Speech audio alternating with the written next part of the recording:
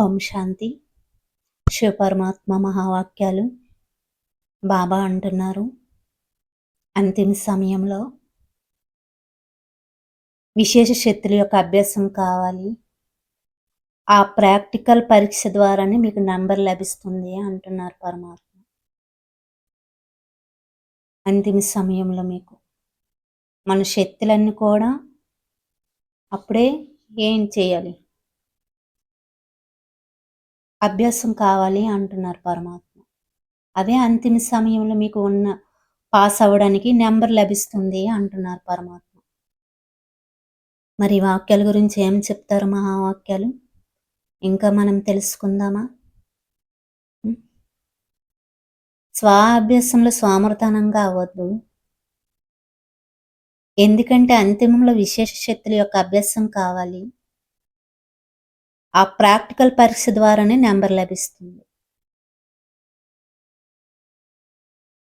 అశాంతిలో కూడా ఏకాగ్రత శక్తి ద్వారా ఒకరిలోనే లీనమై ఉండాలి. ఈ అభ్యాసం చాలా అవసరం. అశాంతిలో కూడా ఒక్కరిలోనే ఏకాగ్రత శక్తి ద్వారా ఒక్కరిలోనే లీనమై ఉండాలి.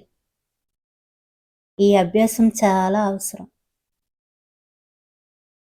మధ్య మధ్యలో కొంత సమయము, కొన్ని నిమిషాలు తీసి ఏకాగ్రతను అభ్యాసం చేయండి.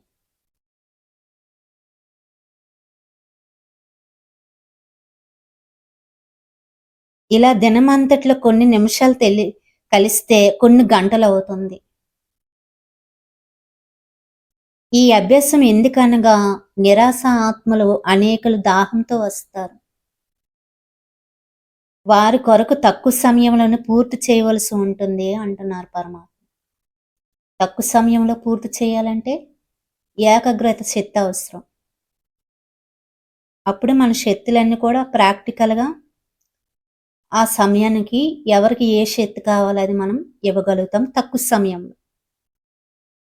శక్తిశాలి కర్మకి, శుభభావనకి, శ్రేష్టకామునికి ఫలం స్వతహాగానే లభిస్తుంది. సర్వప్రాప్తులు వాటంతట అవే మీ వెనక నీడలా వస్తాయి.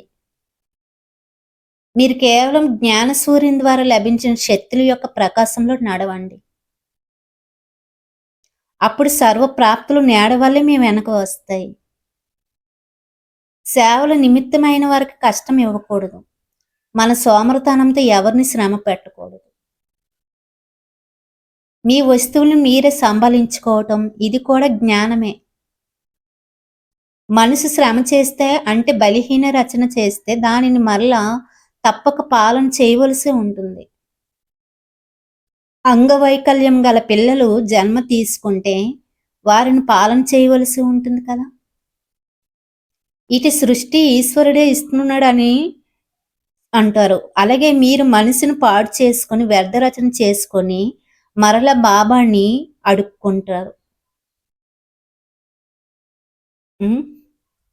మీ మనసుని పాడు చేసుకొని వ్యర్థ రచన చేసుకొని మళ్ళీ ప్రతి విషయాన్ని బాబాని అడుక్కుంటూ ఉంటారనమాట. అచ్చా. ఓం శాంతి.